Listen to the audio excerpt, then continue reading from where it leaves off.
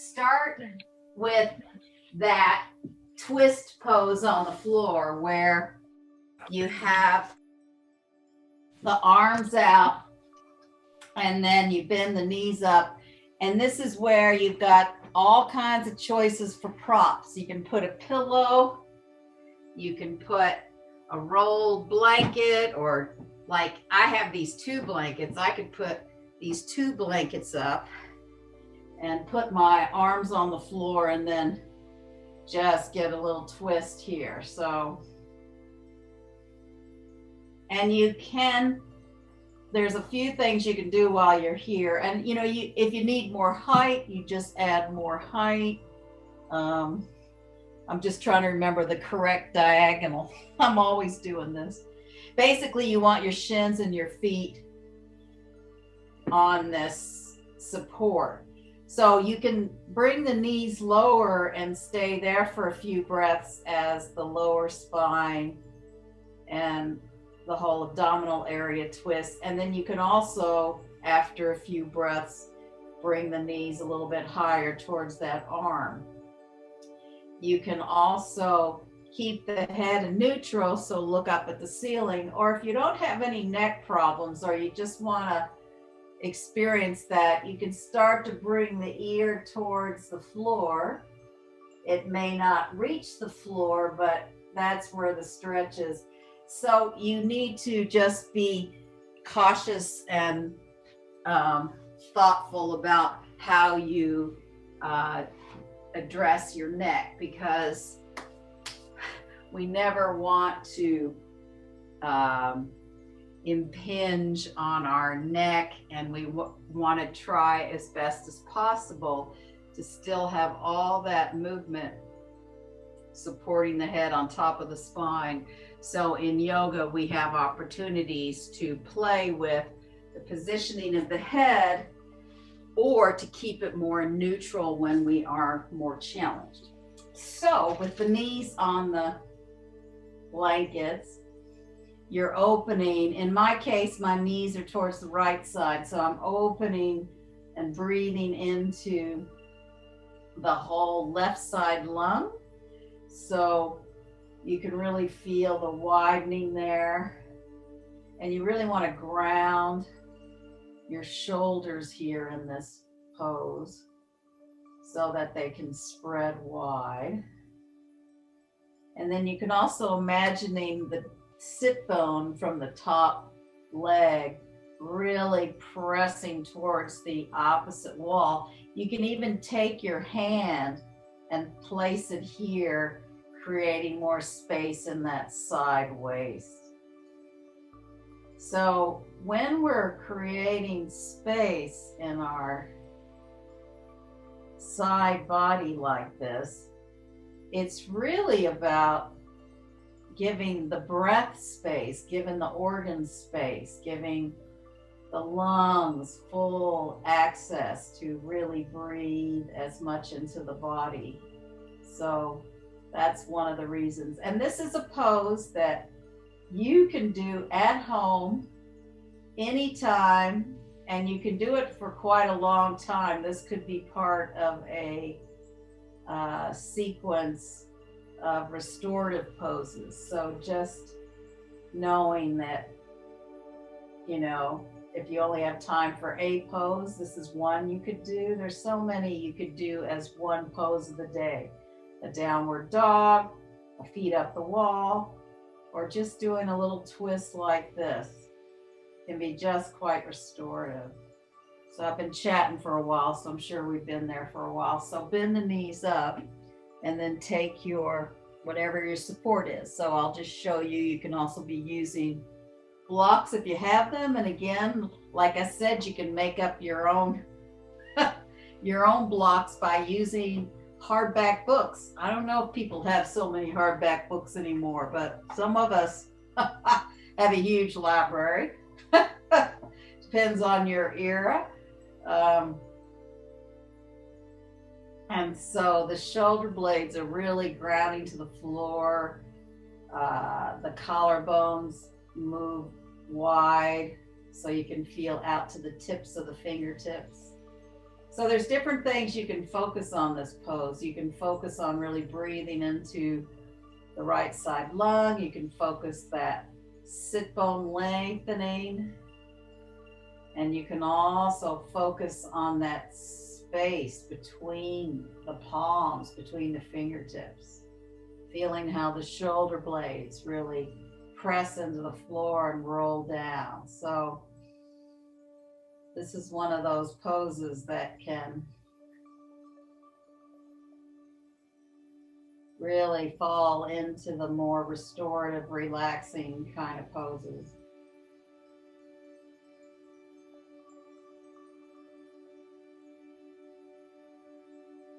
So hopefully we've got it pretty evened out.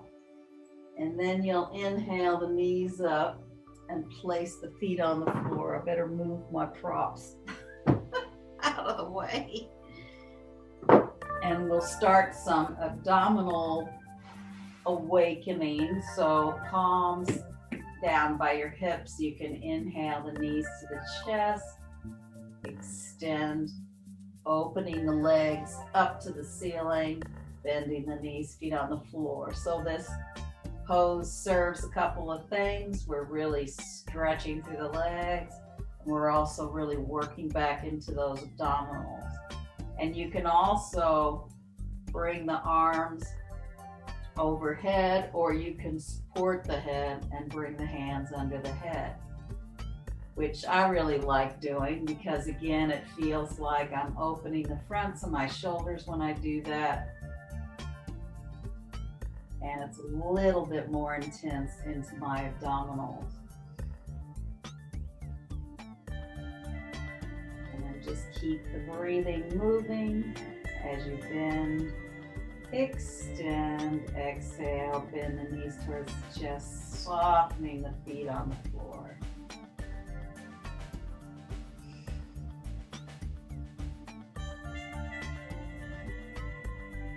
And then do 2 more like that.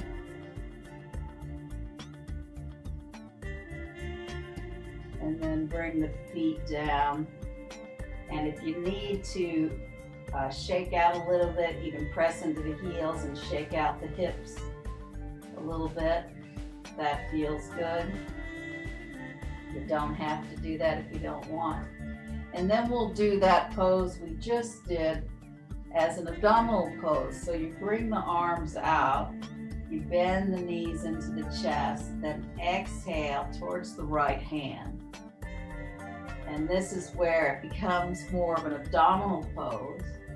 And then you extend the top leg, so the left foot's coming to the right hand, working back into those left side abdominals.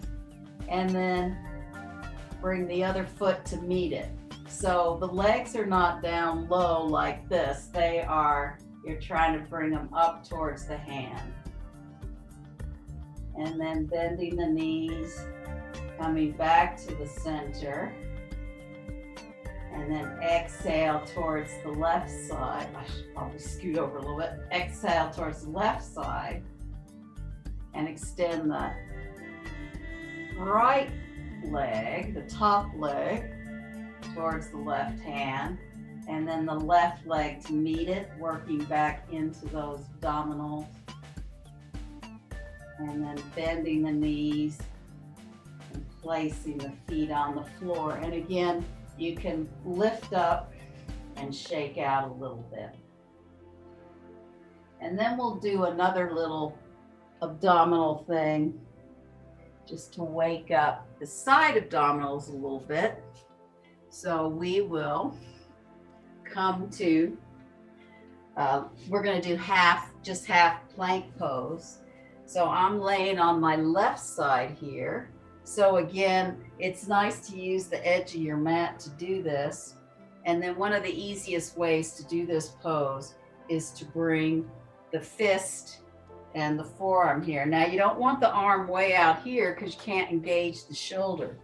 So you bring that arm in so you can really feel the muscular action in your bicep. And then you press up and the top arm is going to hold you up. So that's just really bringing those underside abdominals up. You can look at the top hand, couple of breaths, and then release that. And I'm going to show you, so I'm facing you and not turning away from you, on the other side. So again, you try to line yourself up so the ankles and the knees and the hips are stacked on each other. And then you don't want that arm way out because then you can't support your shoulders.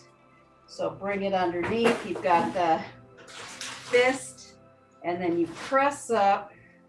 Use the top hand. Look at that top arm. Couple of breaths there.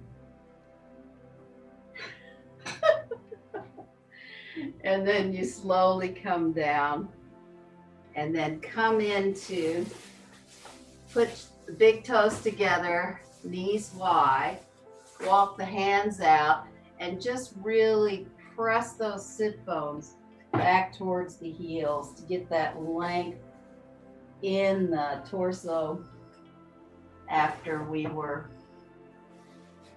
working a little bit aerobically. So now you can slow down the breath.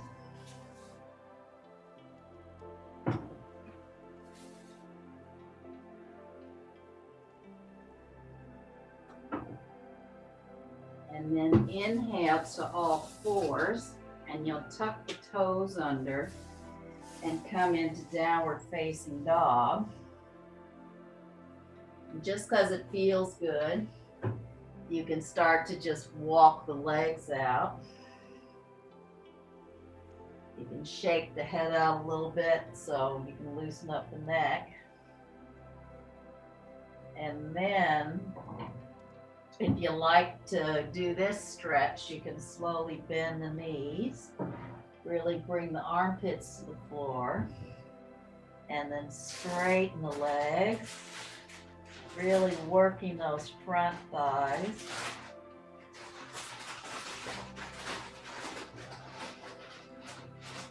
And then bend the knees down and come into big toes together. Knees wide, couple of breaths here.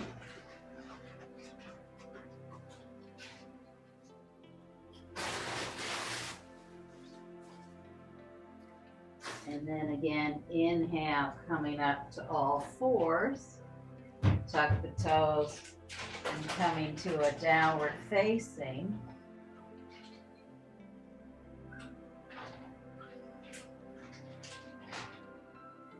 And then if you can, I'm going to walk around this way, keep the head low, bring the feet wide, and if you need something under your hand, you can have a block, but you want to make the feet parallel to the outer edges of the mat. Put your right hand in the middle. This is where if you need a block, or if you needed a chair, you could do that. And then slowly bring the opposite arm up.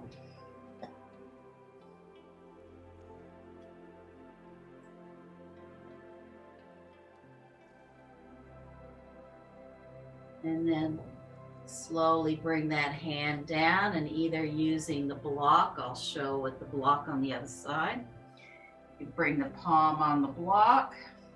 You really want to work those legs so the outer ankles go into the outer hips.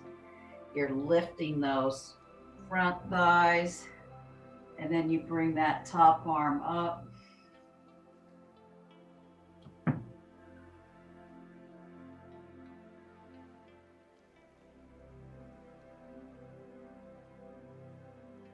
And then bring those hands back to the center. And then see if you can bend the knees a little bit, bring the hands to the hips, or if you're okay in the hamstrings, you can keep the torso long. A couple of breaths here.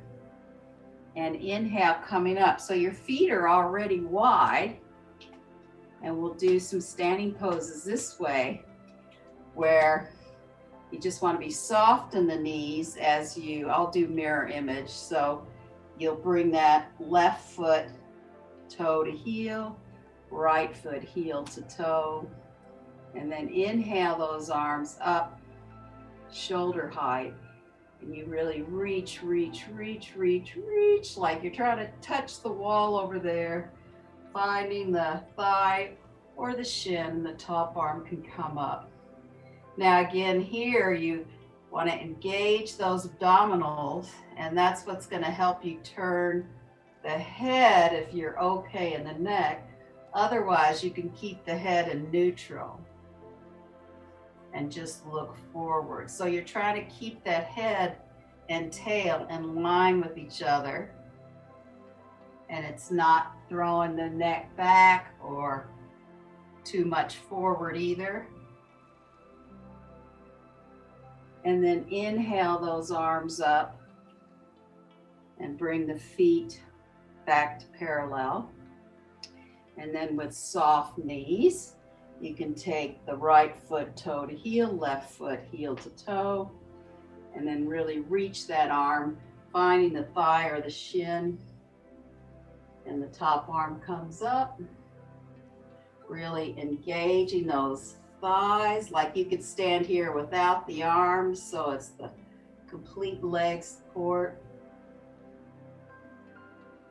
And then inhale, slowly come up, bring those legs wide. Again, we're going to come forward. And again, if you need a block or even a chair, if you really needed something underneath you for this, we're again going to put the right hand down, lift the left arm up. You can also keep that head looking down or looking to the side or looking up to the top hand. And then coming through the center again, put the left hand down, right arm up.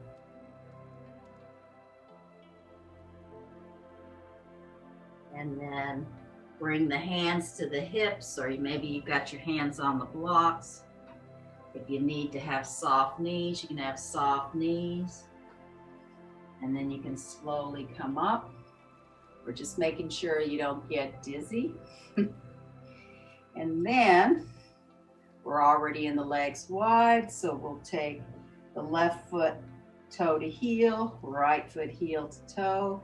And as we're going to bend into parivrtta, so we put the forearm here. If you have a block, you can always put the block behind the foot, and then the top arm can come straight up or up and over. So the block has many ways it can go, at least 3 ways if you want that. Or you can keep the forearm on the thigh. And again, you really engage those abdominals, and that helps twist the spine a little bit so that you can look up to the top arm, or you can keep the head neutral. And then inhale, slowly come up, bring those feet parallel, and then again, soft knees so that you can take the left foot toe to heel, right foot heel to toe, bending. Better take my block over here. That's why in class we have our blocks and we put them both on the side. Bending here, you can have the forearm on the leg, top arm just straight up or up and over. The block can go many levels. And what's nice about having the block there is then you can use the arm and the leg together, so you can really press the arm and the leg together.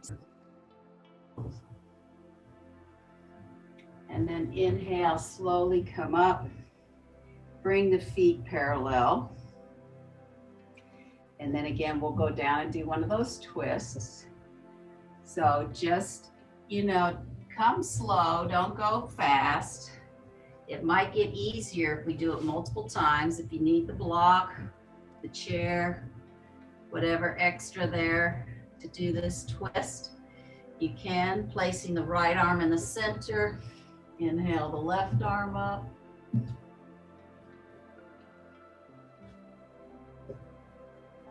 And slowly switching sides, left hand down, right hand up.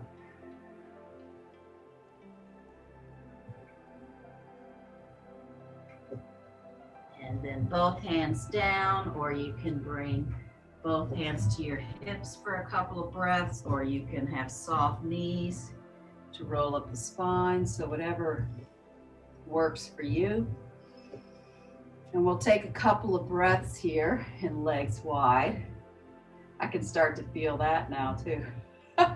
So in a way, with going down, we're, going into that head lower than the heart business. So, which can help us when we go into things like headstand. Anyway, so again, take the left foot toe to heel, right foot heel to toe. And this time it is useful to have a block. If you don't have a block, you don't need to worry about it. But what we're going to do is we're going to slowly come into triangle with the top arm here for a minute. And then as we bend the leg, we inch the back foot in. If you've got the block, then you can put your hand there and bring the top leg up into Ardha Chandrasana. And if you can use the arm, you can. If not, you can just bring it down. And then what I like about this pose now is bending the front leg and really extending long so it's even longer. You can come back through triangle pose. And this pose, this particular way I learned, and then slowly come up. I learned in California 2 years ago when I went to an Iyengar class in Encinitas. And that's the way that the main teacher was practicing. So bring the arms down, a couple of breaths here. And you can always bring the block to the other side. And then bending the knees, you can take the right foot toe to heel, left foot heel to toe. And then as you bend the front, come down into the triangle first. Always have to remember what I've just done. And then bending the front leg, you can reach towards the block and put the top leg up. Or if you have a chair, what's nice is just putting the hand or leaning on the top bar of the chair. I used to teach pregnant women this way, just using chair for this pose. And then again, really bend the front leg, extend that leg really long, and come into Utthita Trikonasana. And then inhale, slowly come up, bring the feet parallel. Just inch them closer together. I think we did a lot of legs wide there. So just give yourself a minute to have a bit of softness and do a little bit of spine rolling just to soften some of those layers. And then we're going to come down to sitting, because we'll do legs wide sitting this way. It could be useful to have a belt, but I'll show you how to do it all. And it could be useful to have a block. So we'll come into legs wide, and if you need more height, you just take more height. Like sometimes, you need a couple of blankets, a couple of pillows, because it's very hard to sit this way. You can also modify how far out the legs go as well. Ballet dancers bring them all the way up, but my legs don't do that. The key here is to really engage the thighs, toes up to the ceiling, so that you're not rolling them back or rolling them forward, which I can't even do, but I would have a tendency more to do that.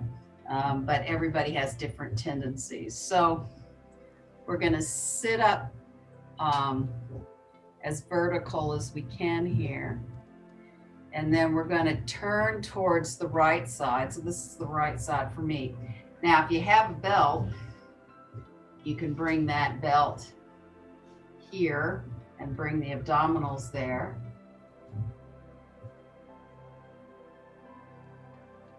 Stay here for a couple of breaths. And then if you're able to come a little deeper, you can come a little deeper. And if you don't have the belt, you just put your hands on the side of the leg. You can just like even hold the calf. And it's fine with me if you bend the arms, you know, although there's a lot of teachers who will say always to straighten the arms, but as you go deeper, the arms may soften a little bit too. But the arms are meant to also work and do certain holds on the foot too.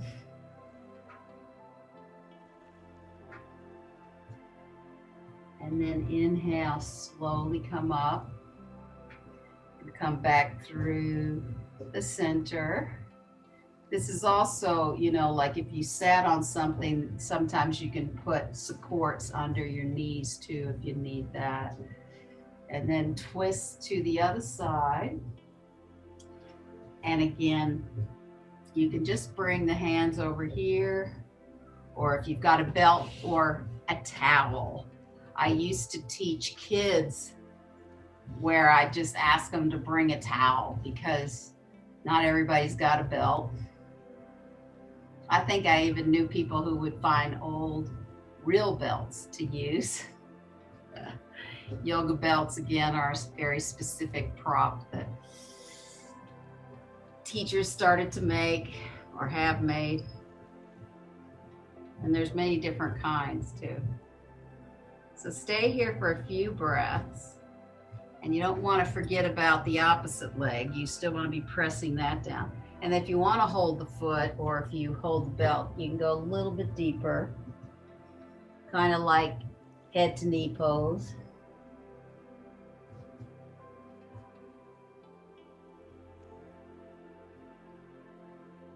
And then inhale, slowly come up. And again, have the legs wide. And then we're going to go into a version of parivrtta janu sirsasana, which is revolved head to knee pose. So I'm bending in my right leg here, and I'm trying to have the shin on the floor. And then I'm lining my torso up with the left leg. So I'm going to start here. And then one of the easiest ways I have found to go into this pose is to bend the knee, and then I can take my hand and turn the thumb and the first two fingers into the knee. And you can just stay here in this pose, like here, and then trying to lift the shoulder up, and you can bring the arm up and over if this is as far as you can go. You can also have a block here to help keep that elbow close into that thigh. And then, of course, if I can do it, the final pose is feeling that in the hip. The final pose is trying to straighten the leg, and the arm comes to the outer part of the foot.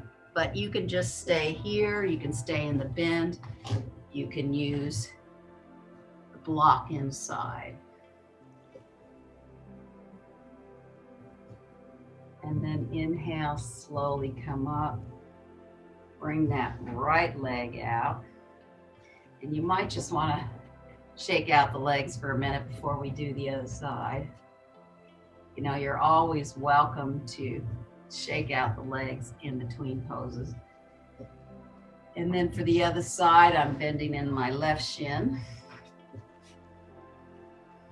And then I'm turning my torso to bring it in line with the right leg.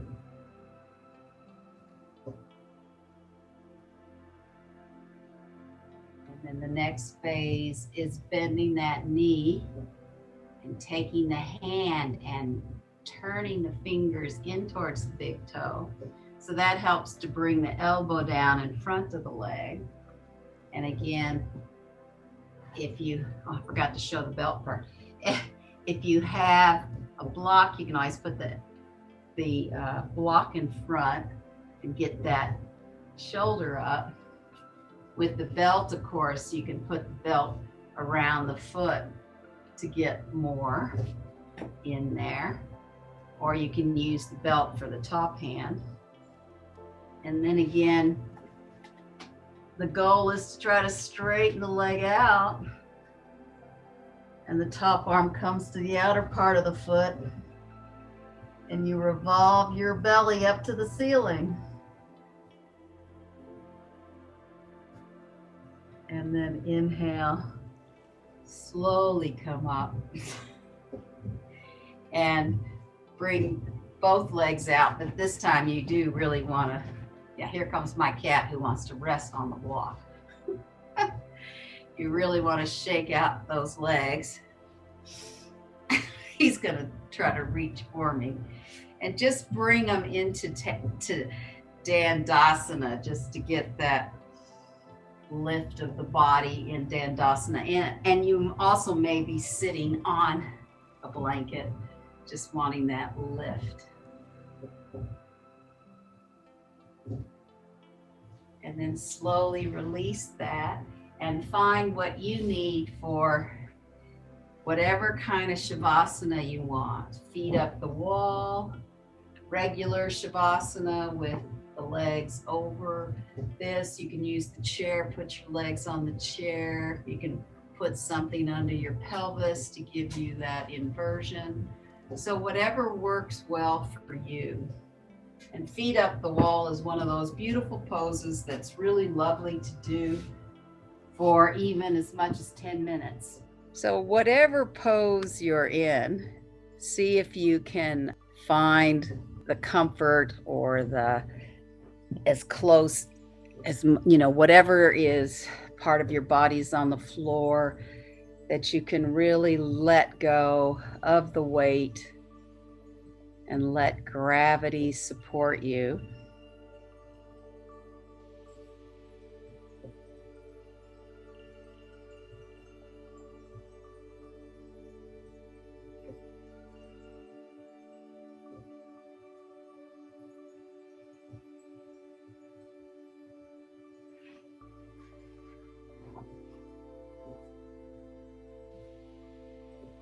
And then starting with the tops of the toes, softening the tops of the toes to the backs of the toes.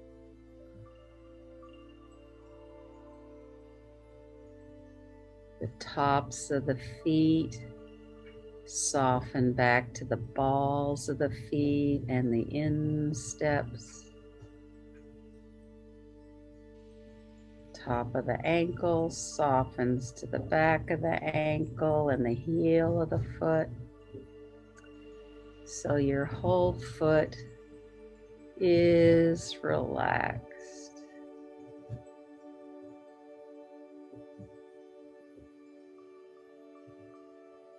Top of the knee is, top of the shin is softening to the calf.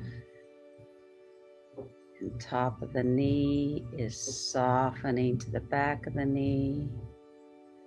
So your whole lower leg and your knee are relaxed.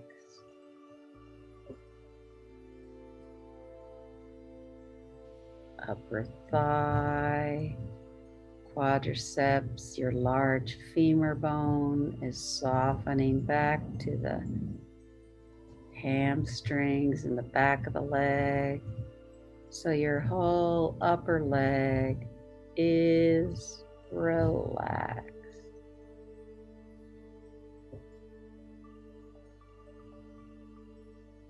And then imagining your pelvis like a bowl, so the outer edges are softening, the rim softens, the content soften. So the whole pelvic bowl into your thigh sockets is relaxed.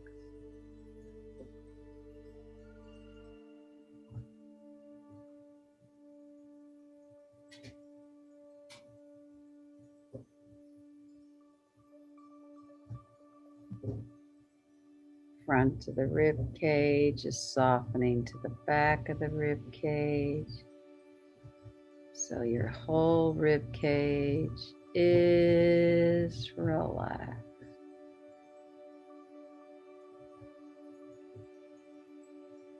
Upper chest, sternum area, collarbones and fronts of the shoulders are softening back into the shoulder blades and the space between the shoulders. So your whole shoulder girdle is relaxed.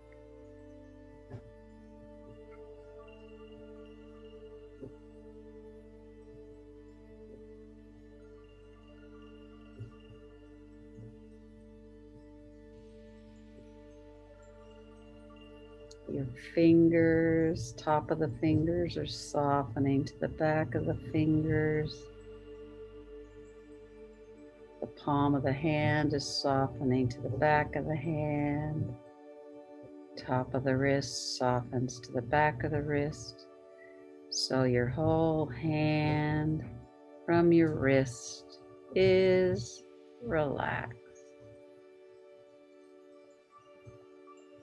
Inner arm is softening to the back of the forearm. Inner elbow softens to the back of the elbow. So your whole forearm from your elbow is relaxed.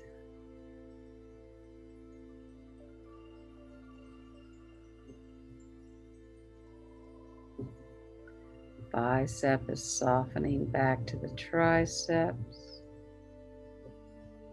So your whole upper arm from your shoulders down to your elbows is relaxed.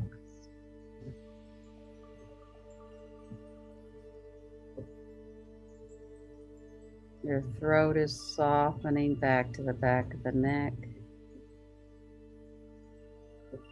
Your face, your nose, your forehead, your chin are all softening back to your ears and the back of the head. So your whole throat, neck, head, and face are relaxed.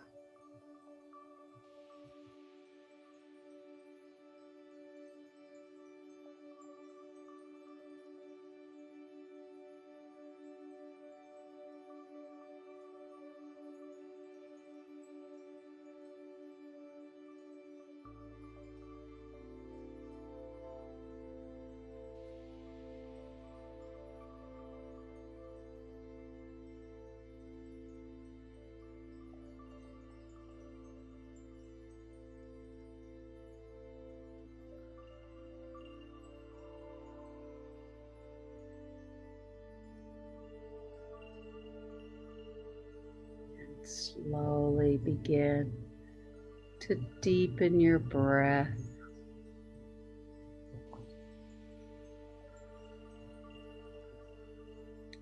Finding a little bit of movement into your fingers, your toes, your hands, your feet.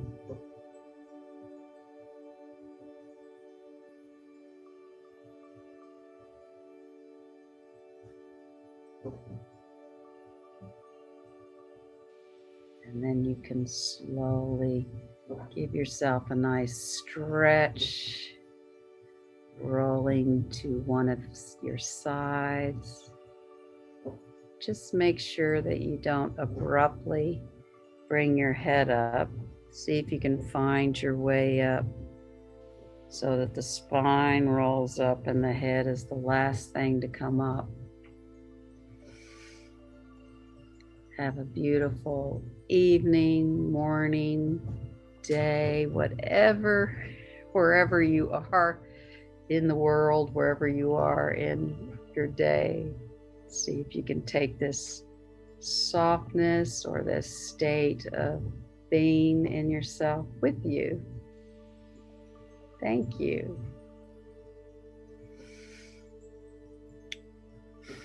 And thank you for coming, and namaste.